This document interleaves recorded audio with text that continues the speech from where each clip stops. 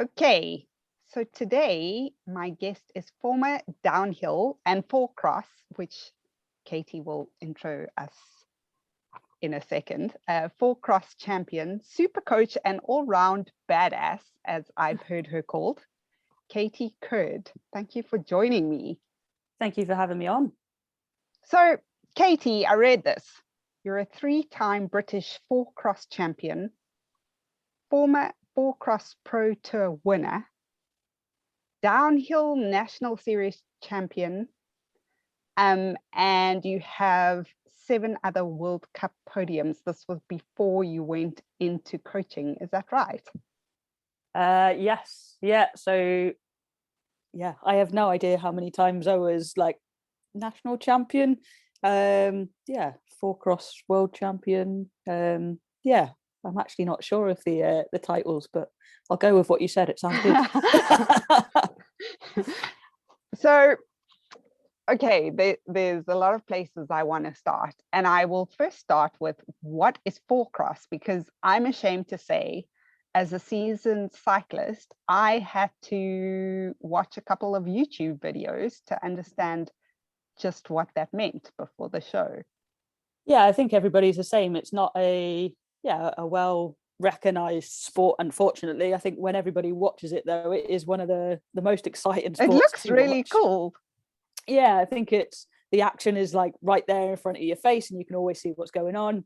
Yeah, so it's cool, but it's a lot of people watch like the Winter Olympic stuff, and they know like border cross or ski cross, right? So it's just like that on bikes. But if you've never watched either of those, it's basically like a cross between BMX racing and downhill racing. So you're racing against 4 people at the same time, so it's a gated start. Okay. It's all off-road, so it's over like big jumps, all kind of basically massive jumps on a downhill track with like loads of technical features added in. So you could be bombing through the woods, or you could be sending it over, like 40-foot doubles, but you're also racing those 4 people. So it's the first 2 that cross the finish line, go through to the next round until you're left with 4 people, and then that's like obviously the final. So okay. And I've heard you described as the best female four cross rider in the UK. I know you've left professional racing. Do you miss it? Yeah, there's parts of it I miss for sure. Like I love riding my bike. I love going fast, and I think racing pushes you to your limit. Like you have to be your best, otherwise someone else out there is going to come and do it for you. So yeah, I love that. That's the part that I miss, just like pushing yourself to that absolute limit. But there are loads and loads of things that I don't miss about it, and I think those are the things that people never see, like the amount of effort and you've got to put in it. Like you've got to be in it 100%, and if you're not giving up everything, then somebody else will be. So it's not just like everyone just thinks, you push hard in training and you're going to be the best. It's not.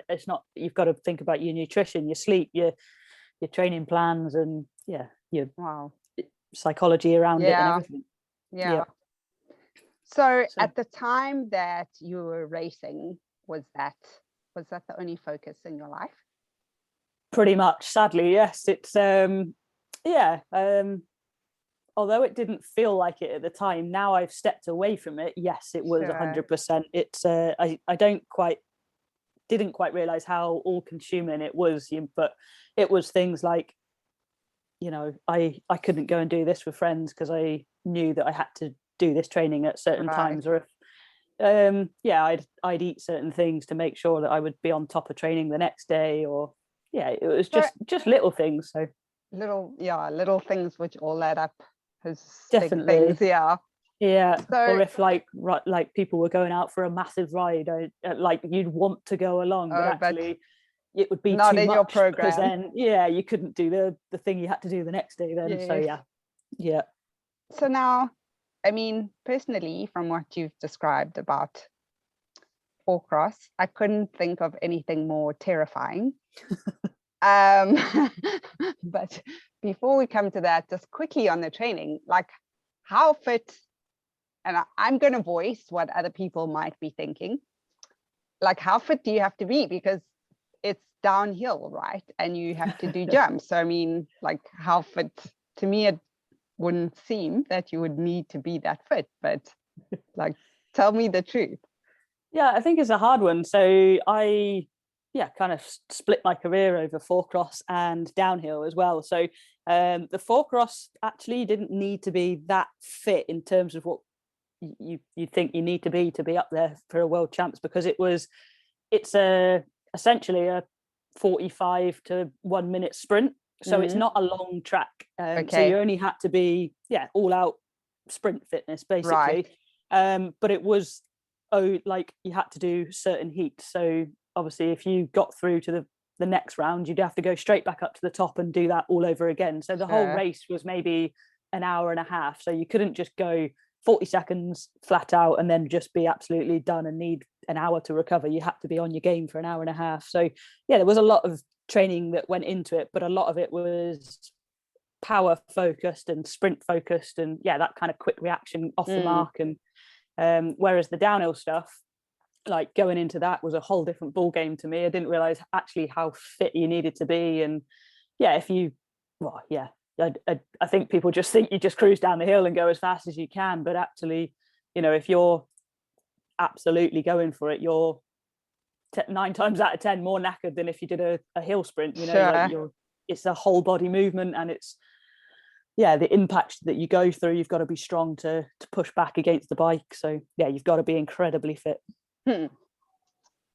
I have watched, I've obviously seen your Instagram profile, and I've watched a couple of videos on YouTube, one through Specialized and Red Bull Racing, and I'm just so intrigued. Like, I cannot put my head around that this would actually be fun. And I know you run a coaching school now, and we're going to get to that, but like,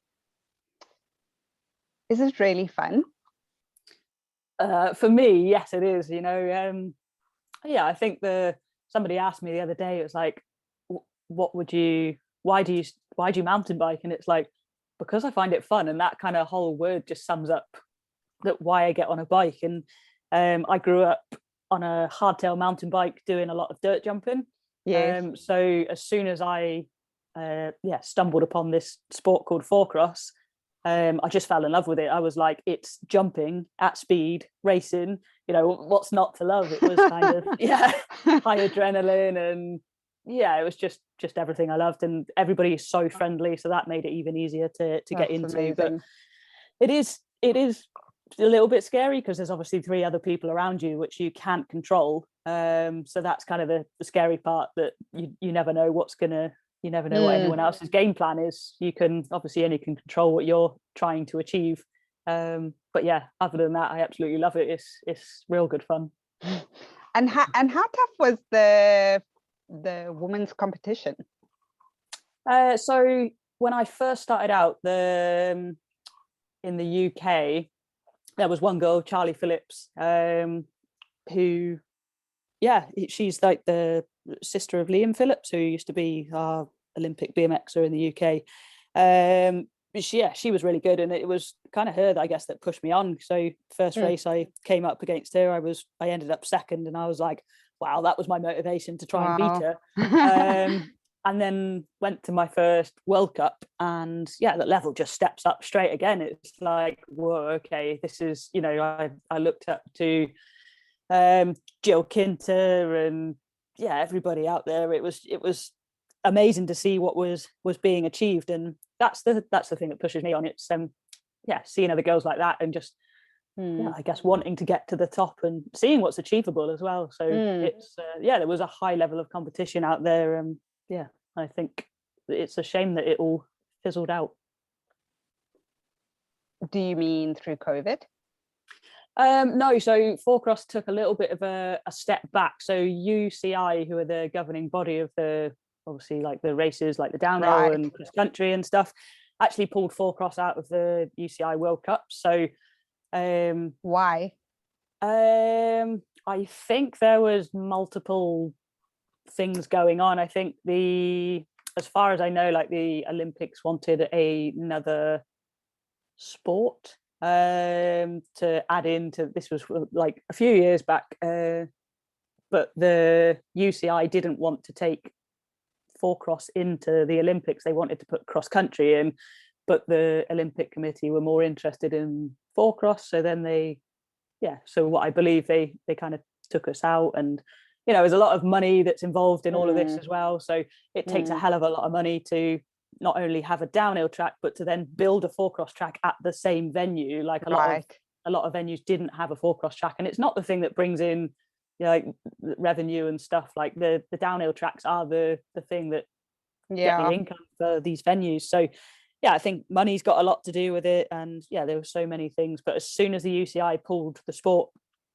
four cross out of the World Cups, a lot of the sponsors left, which then meant a lot of the funding for riders left, and people just had to find other ways to make a living. So some of the top riders actually moved away to either enduro or downhill and stuff. So it's still going on, but it's not governed under UCI. It's now four cross pro tour. So it was a shame. That is a shame. I think cycling as a sport has gained in the past, I don't know, I'd hate to say since the Lance Armstrong saga, but like since then, and kind of even downhill in terms of regular viewers, people who just watch sport and don't partake, and as a result the sport has grown, but the subcategories within the sport, I can understand the struggle, and that's really hard for athletes. I think it is definitely. It's I did an interview the other day about the when the Olympics were on, and the guys on the radio turned around and said, mountain biking is a bit of a funny one, isn't it? Like most of us wouldn't even know it's a sport until we watched it on the Olympics. And I was like, what? No way. Really? No way. I was like, in my life it is. Seriously? It is massive. It's huge.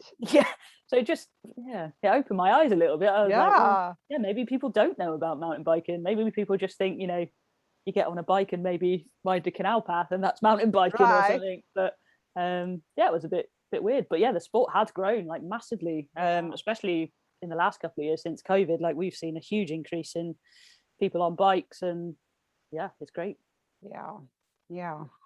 I guess, I mean, that's one of the reasons I started the podcast. Like I really think a bicycle will change your life in a unique and particular way, and my wish is that everyone gets one in some shape, form or size, whatever it is.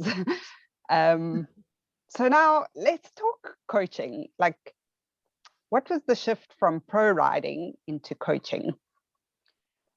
So I've always coached. So pretty much I started coaching back in like 2010.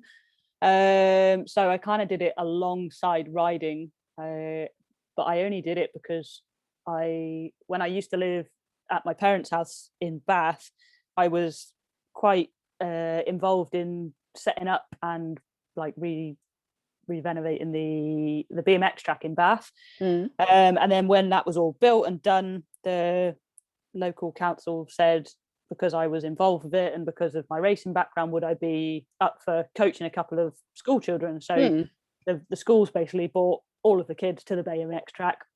Some people had bikes, some people didn't. And at the end of the session, like I had no idea what I was doing. I didn't have any qualifications at this time and I was just kind of winging it. But actually, doesn't matter. Like the end of the day, those kids went away absolutely buzzing. They were like, oh my God, I didn't even know this place was here. It's like 2 minutes from my house. And they went like away and, oh, mum, can we come back here? And can we buy myself a bike? And from that, I was just like, I was absolutely buzzing. I was like, I think I was more buzzing than they were. So it was that got me into it. That kind of made me think, do you know what? Like, I'd love to do more of this. And whether it was kid stuff or adult stuff. And I just then started helping a couple of riders that were at the races, and they were still are good friends of mine, and I could just see their potential, and I was like, why don't you just try this or try this, and you could see it make a difference, and you could see their confidence building, and then their results would go up. And yeah, I just kind of fell in love with it. So now amazing. Yeah, I kind of stepped away from racing, and yeah, I mean, as I say, been doing it kind of part-time alongside the racing for a long time. So it was just a kind of naturally fell into it. Yeah. So now I know Tracy Mosley is a friend of yours, and I had her on the show a few weeks ago. Yep. She spoke about practicing confidence. I have to say, I'm not convinced, but just because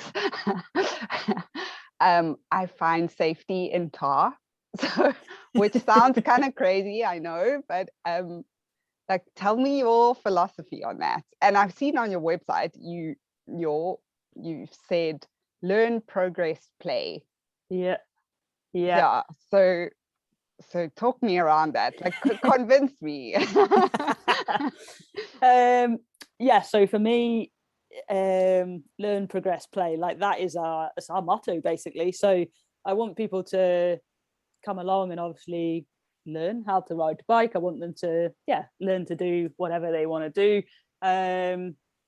Feel like they're kind of obviously progressing, rather than just kind of sitting and knowing what they need to do but actually can't put it into play. I guess that's our job, trying to explain things in a good way that they actually progress, and then go and learn to play. Like, we all ride bikes because it's fun, so we don't want it to be like, you've got to do this and this is the drills you've got to do. Like, go away and just play. And like the best kids and the ones that are, do well in life are actually the ones that go and pull the biggest skids or the wheelies, or just go and have a little bit of fun. So the whole thing about confidence is you've got to build it in stages. So it's great for me as a coach. Like, I've seen my partner, when she first started riding, there was stuff that she looked at and goes, I've got no interest in ever doing that. Like, she was comfortable in riding what she was comfortable riding with,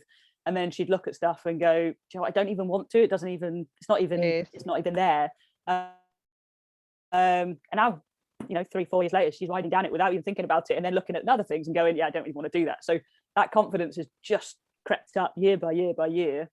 Wow. And sometimes you might get a massive leaping in confidence. So I had actually 2 people with me today. I was out this morning coaching, and but they wanted to learn to jump, and she first came into it, and she didn't even want to get her wheels off. Well, she did want to get her wheels off the floor, but the confidence wasn't there. So we had to give her the right techniques and make her feel safe. Once you feel safe, then you can actually start. That's where the confidence builds. And then, like, she went from literally wheels stuck to the floor to be able to clear in tabletops within 3 hours. So that progression then was huge. Wow.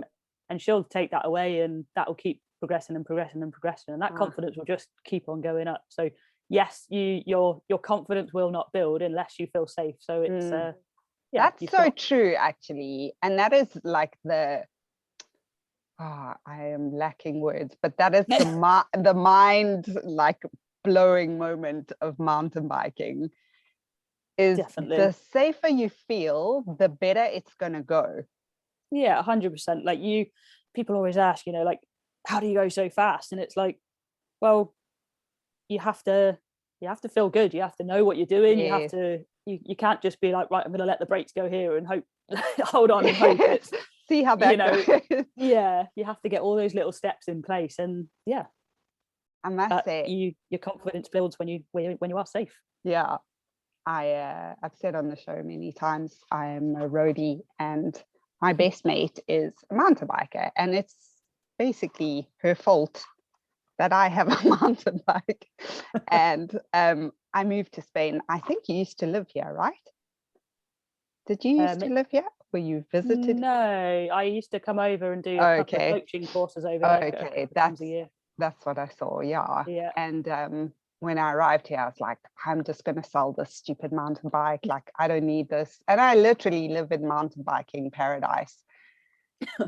And then a few weeks ago, I'm like, my road bike was broken. And I just thought, I just need to get out. And I had one of the best rides, honestly, of my life. Like, I just was like, what if you just let go and just stop stressing? You're on your own.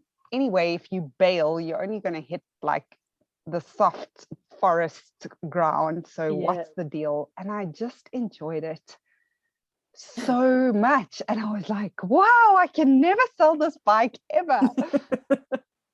Yeah. And it was amazing. It is cool. It's I think that's the best part of, well, our sport and anyone's sport really. It's you'll have those moments that will go, yeah, that was awesome. It'll make you want to go and do it again. And for me, it's like you can always progress, like you can always do more. So you might have good days and bad days, but even the guys at the top, like they can always do more, they can always progress. And I think that's one of the biggest things that always makes me want to get back out again and again. Do you have like a favorite memory of a ride? Oh wow. Don't think sorry, I've been asked that. No, don't be sorry at all. I've got plenty really. I mean, I don't think I've got a one particular one. I mean, there's been loads of races that it's obviously stick in my mind. Amazing. I think some of the best moments I've ever had was kind of when I was growing up, and it was literally just me and my friends. I used to do a lot of dirt jumping, and that was some of the kind of the best days I've ever had on my bike. It was just kind of you pedal to the trails, you spend the entire day there just literally riding the same probably 10 jumps in a row. And you just do it all over and over and over again, and some of them you make it and some of them you don't, and you're like, it was cool. And I remember some days just riding to the trails, and we kind of rode maybe 2 laps of these 10 jumps, and then it just absolutely belted down, and like the heaviest rainstorm I've ever been in. And I was literally in shorts and a t-shirt, and I was just laughing. I just stood in the rain and just laughed and laughed and laughed just because I was having so much fun. Whereas most people would have probably got annoyed with it, but I was just like, well, what's not to like? I'm out on my bike, the weather's changed, and just embrace it. But there's loads of moments. I think there's not one standout one, but loads of good memories. And this is possibly also a hard question. I must say, I felt this a little bit lately, although I am fortunate to have my mountain bike. I've lost the love a little bit for my road bike of late. Have you ever gone through a phase where you're like, I'm actually done with the sport? Oh yeah, massively. Yeah. Like every week. Plenty of times. I remember, I've always said to my dad, like, the second I don't like something or I get bored of it, I'll just hang it up and walk away. And there was I had a pretty serious injury a few years back when I was racing, and I've never ever done it before, but I just said I don't even want to touch a bike again. Like normally when I crash, I'm like, oh, I'm gutted because I'm not going to be able to ride. But that time I was like, oh, you're just done with it. Like it's too many injuries, one after the other. It's going to take me out for a while. And then 3 months after that, I was like, get me back on my bike. I'm so bored. But I think since walking away from racing, I had a big struggle. Like it was racing was my life, and I just spent kind of years and years training, and it was like I didn't really think about it, but if I like the riding was part of training, so it'd just be like I'd have to get out on that ride, and then I had a choice whether I went out or not, and it was like I don't even want to. But it was just I just had that kind of thing of like, well, if you don't want to, don't do it. So and then I kind of just stood back a little bit and didn't ride as much as I used to, and now literally I'm wanting to get out on the bike every moment I can, because just falling in love with it. But I think one of the biggest things for me is going out with friends and enjoying it. Like I used to ride a lot on my own just for training aspects and stuff, and I still do like doing that, like kind of pushing myself here and there on my own, but a lot of it's like the social side of it that makes it incredibly fun. And it does. And now tell me about, I mean, do you have a range of people coming to you for coaching? Like from from your statement, learn, progress, play, you're not a super, you're not a drill sergeant coach. No. So like what kind of clients come to you for coaching?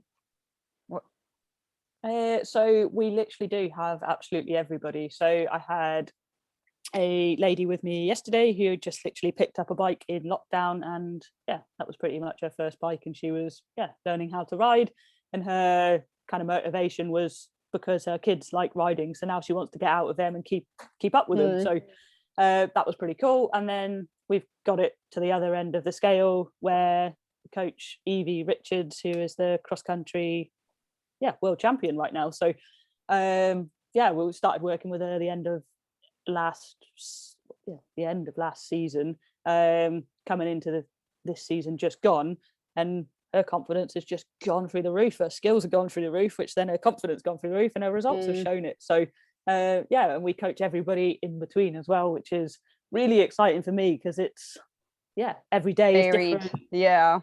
Everyone wants to achieve something different. I think because I am a female, we do get a lot of female riders as well. We still get a lot of males as well, but I think it's our like women only stuff sells out real quick. But yeah, we do get everybody, which is cool. I think women's cycling as a whole, I saw a comment a while ago on Twitter, and it was like, women's cycling is so far from where it needs to be. And I was like, I don't know that that's true. I think we're on the edge. I think we're like almost there. I don't know if it's because of my focus, but I see a lot more women entering the sport. Yeah, I think it's changed massively over the last few years. I think I've seen a massive change here. So I live in the Forest of Dean in England, and the guy that owns the cycle centre here, his big focus was to have more women riding at the centre. I was like, wow, that's a big thing to achieve. But actually, over the last 10 years, I mean, if you turn up on a Saturday, any single Saturday outside our cycle centre, you will almost see more women there than guys. And I mean, it's a busy centre. There is a regular women's group that goes out every Saturday at 10 o'clock without fail, same on a Tuesday, 10 o'clock. And it's just, it's grown the women's community down there, like masses and masses. And I think like things like Facebook, there's so many like women's groups that, like organize rides and stuff. So it doesn't matter where you are in the country, you could probably connect with a woman on a mountain bike. But I think it has grown. And I think that's a lot to do with the racing and a lot more coverage being shown, and like women in magazines. I think it is down to the media. Like the more we see of the sport, then more people will recognize it. And why do you think anyone should ride a bicycle? I think it comes back to what I was saying earlier. It's just fun. It's an escape as well. Like so many people are stuck to their phones or laptops or anything these days, to just even get out on a crappy town bike and ride around just for 20 minutes, half an hour. To me, that literally just brings me back down to ground. It takes away all of that kind of stress and stuff that you don't even realize you've built up by staring at the screen.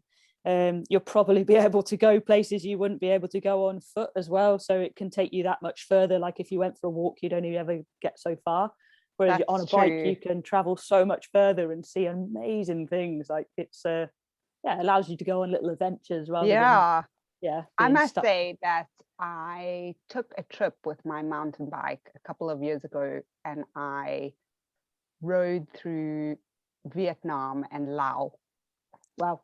And it was amazing, like just to see things you would never see, to experience the culture in a way you would never ordinarily experience it.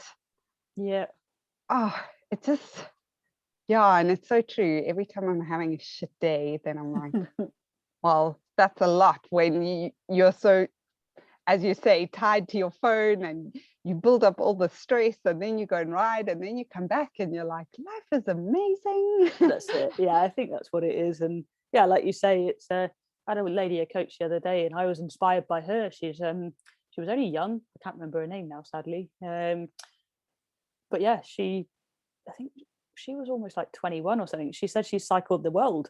And I was like, wow. So she literally cycled around the world on her bike. I think she was trying to go for like the Guinness World Record to get around in the fastest time. But the stories that she had was amazing, and that kind of stuff inspires me. She's like, yeah, I've been chased by a bear, and my fingers nearly dropped off because I was so cold, and I was just that's like, wow. really living. Yeah, it is, and it's it's cool that you can do all of this on a bike. That's something so simple as well. So yeah, it is. So now, are you I hate myself for asking this question, but like, are you living the dream? Are you like, what are you building to, if anything? Are you just having fun? Because that, I think, is like the ultimate expression of life. Yeah, I feel like I am living the dream. I feel like I've been living the dream for the last 20 years. I think I'm very not lucky. I think I put a lot of hard work into what I've achieved.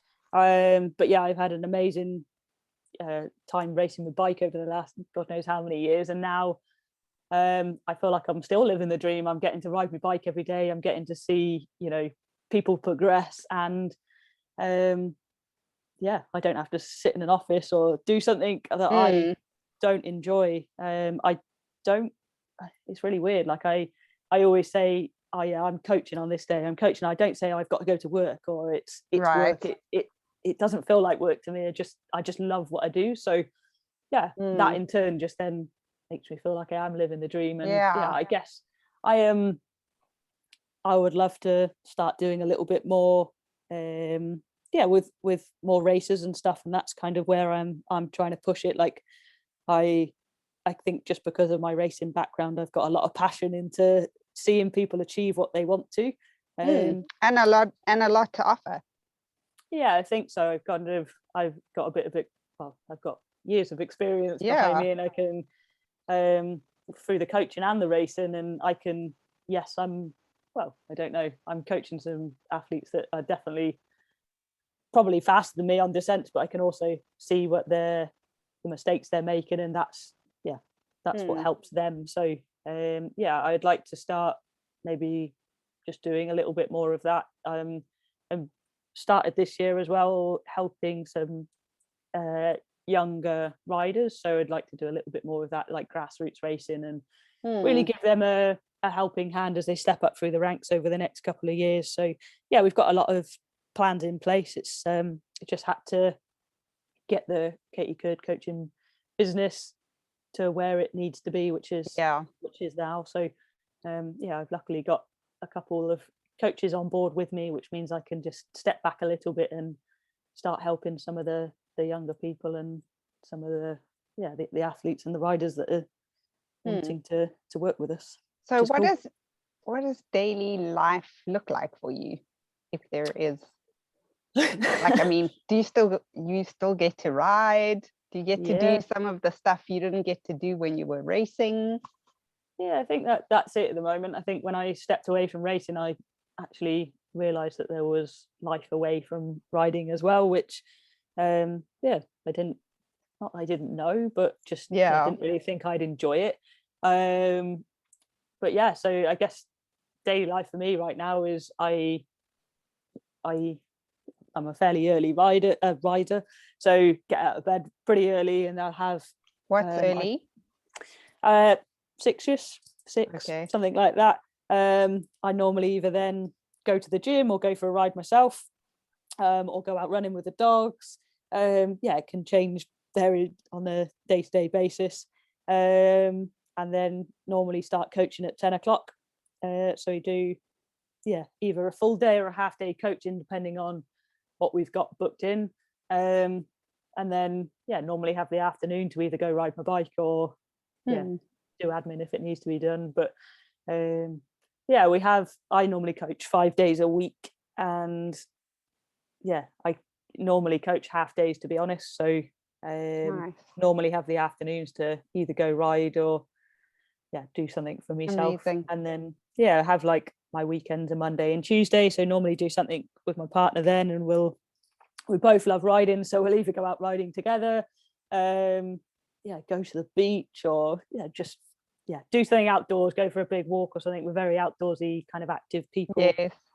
Partner's a paddleboard instructor as well, so during the summer, maybe get on the paddle boards on the sea or on the river and stuff. So yeah, just enjoying what we can. Yeah, I see in all your Instagram pictures, you are literally have a smile from like one side of the camera to the other.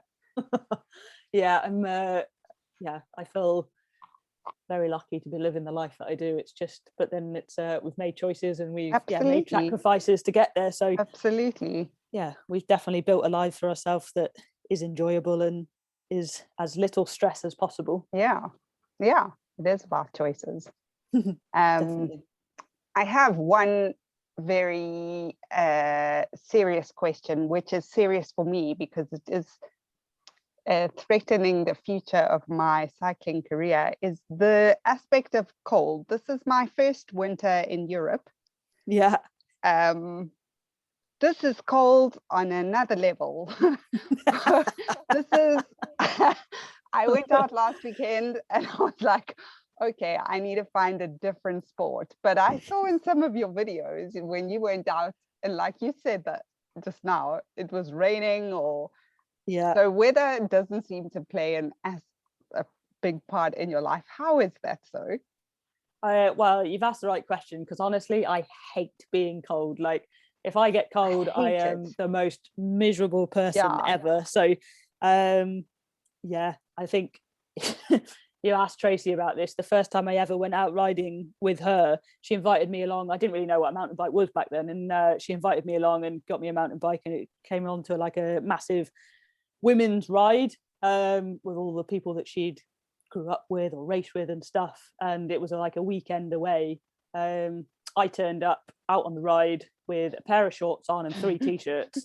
I literally had like no food on me whatsoever. It was hammering down with rain, and she looked over and I basically looked like I had completely crashed out of energy and freezing cold, and I was like, no, I'm all right. Got back and was literally like so dehydrated. The cramp was so bad. I was freezing cold. They didn't know what to do with me, and I think that was just a massive learning point. And she'll never let me forget that. But it's every time I go out now, I'm wrapped up in layers. Normally go out coaching because I generally stand around not doing much, so I'm kind of wrapped up in 7 or 8 layers. Just making sure I keep warm and stuff. But as soon as I start riding for myself, like you warm up so quickly. It's just about having the right layers with you. So if you do, like sweat when you're up a climb and then you stop, you've got something to put back on you, or you can strip off your sweaty layer and put something back on again. I think it's just being sensible with what you've got. If you've literally just got like a t-shirt and a jumper, yes, you are going to be warm, but then you've only got your jumper to strip off and you could be then freezing cold. So there's an amazing load of clothing out there nowadays that you can put your base layers on and you just keep on adding on thin layers. It's funny, I don't know where I saw this the other day. There was this meme and it was like a person deciding, I don't know, there was some sale at Zara and it was like no, too expensive, and then it was, I mean, the top at Zara was like 50 euros, and then it's like cycling jacket 250 euros, and it was like on sale 200, sold, what a bargain. It's there's so much expensive stuff out there, but I've actually learned over the years, like you're better off spending the money because it will last, and 2, it is blimmin' good quality. Absolutely. Makes a world of difference. So now to end off, tell me favorite pre-race or pre-ride meal, and favorite during ride snack, and favorite post-ride meal. Wow. Oh God, I don't even know how to answer that. I'm gluten intolerant, so we don't kind of do any bread or anything like that, which is kind of hard for snacks and stuff. Pre-ride, it's normally just I don't know, so we normally kind of have, I'm trying to think now. it might be like fish, broccoli, potato, something like that. It's actually like a full meal, you know. Right. So we've got a bit of everything in there. You've got like your carbs, protein, and everything, fats to keep yourself going. When I'm actually out on the trail, it's normally something like my friends will laugh at me for saying this, but like cheese and fruit. So yeah, it keeps you going. It does. Mine is cheese and chorizo. Yeah, perfect. Yeah, that's quite often in our little bag for sure. Yeah, always take a banana or something as a little bit of carbs. Yeah, post ride is again kind of a full meal normally. So not one for little meals, little snacks here and there. It's we do eat a lot of cheese in our house. It's well known with our friends as a joke. Like we'll normally have like 14 to 15 types of cheese in our house. Yeah, awesome. I can't answer that as in specific stuff, unfortunately. No, that's awesome. So now, okay, so I am going to have to get myself to England on a half-day course with you to learn some skills. Is that definitely the deal? Do it. Cool. Yeah, you should come over and we'll get you a little bit more excited about your mountain biking. I look forward to it. And cool. until then, I'm actually really enjoying it, which has been amazing. Cool. Yeah, that's awesome. Yeah, and thank you for giving back to the sport. It's I think it's so inspiring to speak to women. Cool. It's definitely a lot what I want to do for sure, and it's it hopefully helps the sport grow. Just before we leave, just tell me your web address and I will put it in the links too. It is Katy Curd. Katy Curd Coaching. .co.uk. .com actually, I think. Okay. It might come up with both, but yeah, I think katycurdcoaching.com. Yeah. Okay, Katy Curd. I will see you on the trail. Perfect. Thank you. Thank you. Thank you very much. Cheers.